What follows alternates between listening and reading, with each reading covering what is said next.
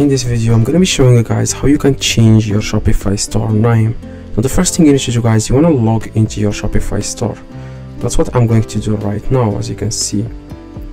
After you log in into your Shopify store, you want to click on settings at the very bottom left, and then you want to click on store details in the top. And here you will see a bunch of different options here, which is store name, store email, store phone. So you want to click this edit, as you can see next to them. After that you will see here your store name, and you can change it right now. So after you change it, you want to click on save in the top right. After that, close this, and that's it. You have successfully changed your Shopify store name. Hopefully this video helped you. If it does, leave a like, subscribe, let me know in the comments if this works. See you guys next video.